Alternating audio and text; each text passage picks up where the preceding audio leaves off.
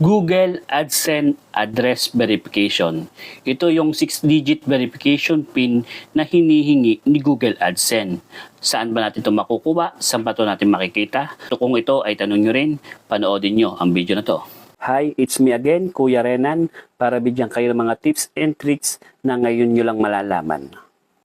Google AdSense 6-digit verification para ma-check po kung tama yung address natin sa Google AdSense. Ayan, ito po ay second part po pag na-verify na ni Google AdSense yung inyong personal information, pangalan, address, birthday. Then ito po yung kasunod. Meron pong hihingi na 6-digit verification PIN na kung saan i-check po kung tama po yung ating address na inilagay sa AdSense. At yun nga, paano ba natin ito makukuha?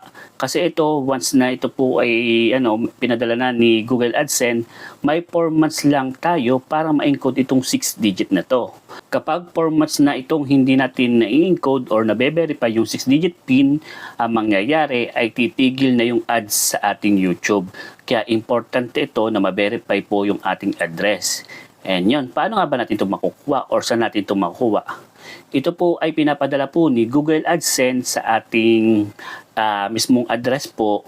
Pero minsan po, hindi talaga siya dumadating sa mismong address natin. Unang reason, hindi po mahanap yung ating address. Kaya po hindi siya maipadala or madala sa ating address. Kaya ang ginagawa po ng iba, pumupunta po sila sa post office nila, sa pinakamalapit na post office ng inyong bayan. Kagaya ko po, ayan, pumunta ako sa post office para i-verify kung may dumating ba sa aking mail galing sa Google AdSense.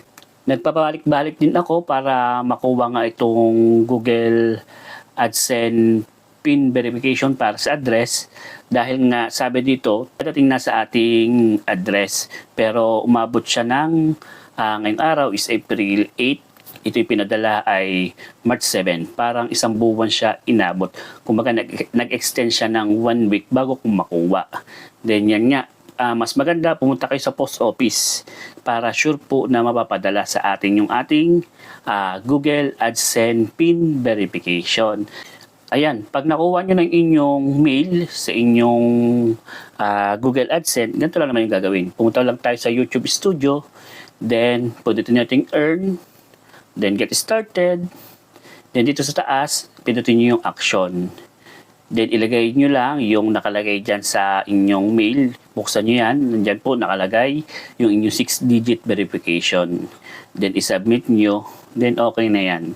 Ayan ang inyong 6-digit verification. Ibig sabihin na verify na tama ang inyong address. Then ready na tayo for payment method. Ayan. Ito yung pinaka-importante na dapat nating malaman. Kasi pag hindi napadala sa inyong address, mawawala na ngayong ads sa ating video after 4 months. Kaya talaga mas maganda, pumunta kayo sa post office. Dahil dito, ang aming office dito sa post office dito ay once daw na hindi nakiklaim itong Google AdSense ay binabalik daw nila yon after 1 month. Pag 1 month, hindi nahanap yung address, wala rin nagkiklaim, binabalik na po nila yon. Kaya, i-check nyo sa inyong post office ng mga 3 weeks to 4 weeks kung may dumadating na sa inyong email. Pag wala pa rin, dito naman may nakalagay naman dyan na get PIN. Pwede uli kayong mag-request na magpamail ng PIN para meron po uli mag-mail sa inyo ng after 2 to 3 weeks po may dadating kung dito wala talagang dumadating sa inyong mail. Pero madalas talaga andun lang siya sa post office. Kaya kung wala pa dumadating, kayo may ilang buwan na, 2 buwan, 3 buwan, pumunta na po kayo sa inyong post office para ipa-check kung may dumadating na sa inyong email. Ayun, hopefully nakatulong and happy monetize sa ating lahat. Tayo yung mga monetize na kaya meron tayo yan. And hopefully magtuloy-tuloy ang ating monetization at makatulong din sa iba. Ayun, maraming salamat.